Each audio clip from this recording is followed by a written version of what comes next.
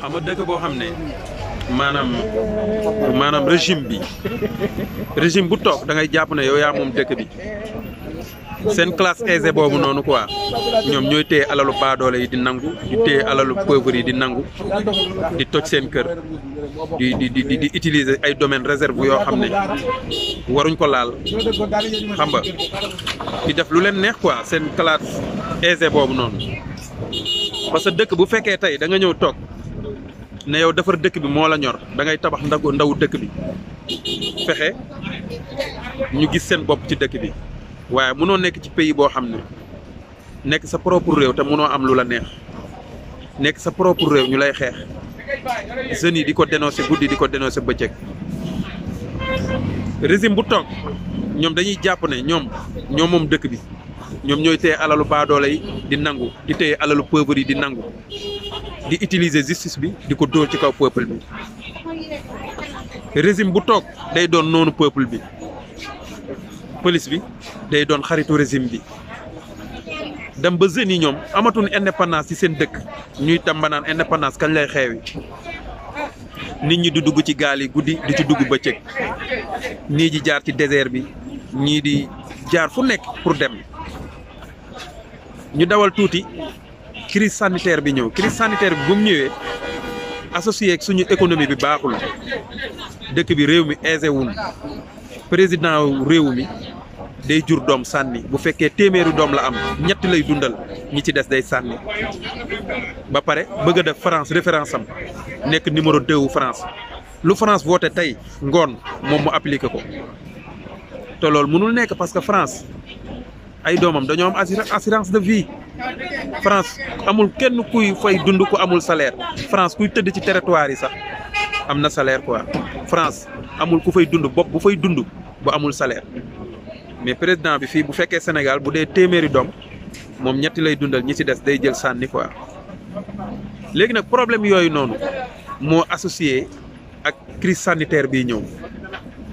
jeunes yi mu gën leen a laal parce que c'est le seul secteur boo xam ne moom la jeunes yëpp yaakaar muy commerce ñu daw dugg ci te bi crise sanitaire bi ñëwee dañu tëj secteur yooyu tere marché luuma yi nga xam ne moom lañ yaakaaroon tere yenn place yi ñu koy tëj xam nga 5 heures nit ñi wàcc nga xam ne mooy heure marché yi fépp foo xam ne business ang fa ñu tere ko jeunes yi te jeunes yi loolu rek lañ yaakaar ci lu leen di wàllu parce que seen réew liñ ci bëgg amuñu ko quoi te secteur boobu boo demee ñëpp a ngi ci ku jàng ba jeexal a ngi ci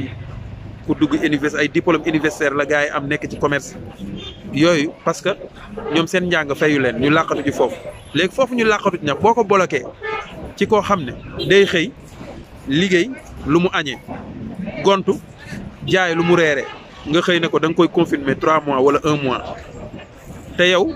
xamoo enjeu yi nga xam ne moo nekk ci biir terrain bi da nga waroon wàccee ay nit ñu def ay enquête fépp secteur fu nit di liggéeyee ci jeune nga dem questionné ko dégg ko micro laaj ko joobam nan lay doxee ak nan la ciy dundee ak nan la ciy amee nga jël loolu ñu la wax yëpp nga teg ko ngeen diagnostiqué ko xool ba xam dina dëppoog tëj nit ñi 1 mois wala 2 mois mais comme ñoom ay patron de bureau lan ñoom dañoo xëy rek rëdd toog seen i bureau ñu rëdd quoi ne confirmé nañ leen tëj nañ leen parce que France tëj na quoi muri nañ nit ñi nañ muree ko burka parce que France day muri ay nit jiiñ nañ nit ñi ay terroriste jàpp leen tëj parce que France am na terroriste lépp loo xam ne France moo ko définir rek Sénégal fii ñu définir ko appliqué ko loolu nag moo jàpp jeunes yi dem ba jeunes yi ñoom wóolootuñ seen état wóolootuñ dara seen dëkk xamuñ ñu suñu dëkk di doxee jeunes yi sonn soo toogee tey fii ci Sénégal nga toog ak nit mu ne la depuis 2000 ba léegi maa ngi liggéey mënuma téye 1 million Sophie loolu c'est triste